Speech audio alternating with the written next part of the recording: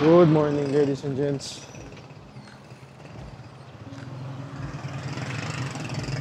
Bike ride.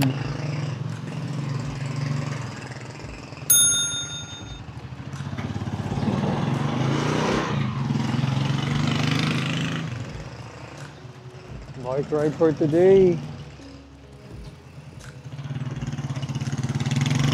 Ano lang to, coffee and breakfast ride.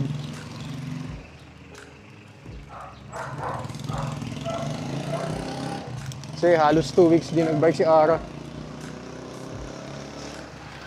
So chill ride lang to, hindi to trail ride.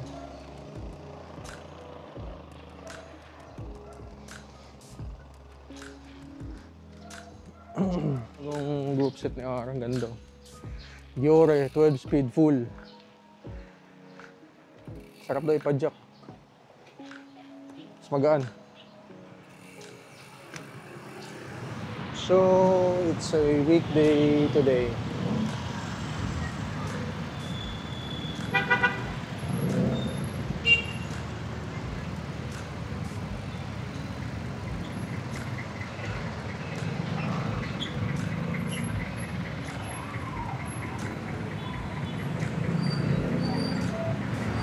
Para mag-bike.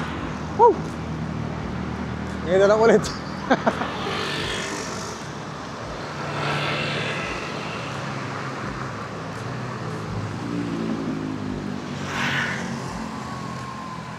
Ayun lang, ano lang naman to, chill ride. Hanap lang kami ng mamaya, magkakapihan, tsaka kakainan mamaya. Araw. At least kitang-kita siya.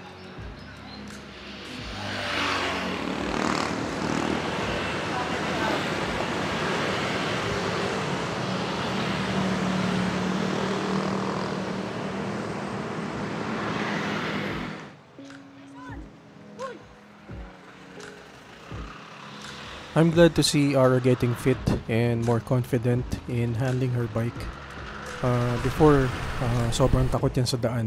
Pero with more saddle time and more practice, nagiging confident and gumagaling na yung skills niya. Sa susunod, more on trails ang pupuntahan namin. May advice din pa may newbie kayong kasama o kaya mga babae yung kapatid o may kasama kayong babae. Try nyong wag budulin muna, wag nyong biglain. Dahan-dahan lang yung fitness level na umangat kasi to truly enjoy riding your bike, you need to be fit muna.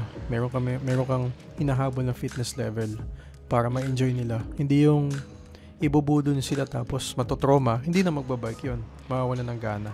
Kumbaga bababa yung moral. So, hanap muna kami ng lugawan. Kain muna kami ni Ara.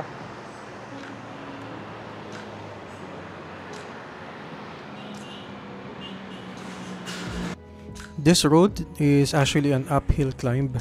So before pagod na pagod siya dito, hindi niya kaya. Madali siyang mataranta kasi marami din sasakyan na dumadaan. Pero ngayon, makikita yun naman yung progression niya. Ang galing. Lumalakas na yung legs niya at yung muscles. Tapos siguro malaking tulong din yung pagpalit niya ng group set. Kaya medyo gumaan din yung padjak niya.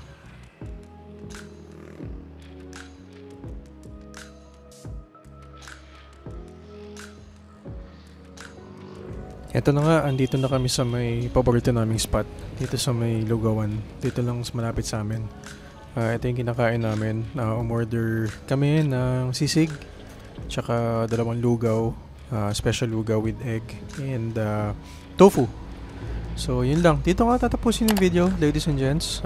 Thank you sa pagsama sa amin. Very, very short ride. And again, see you on our next adventure. Ride safe and God bless.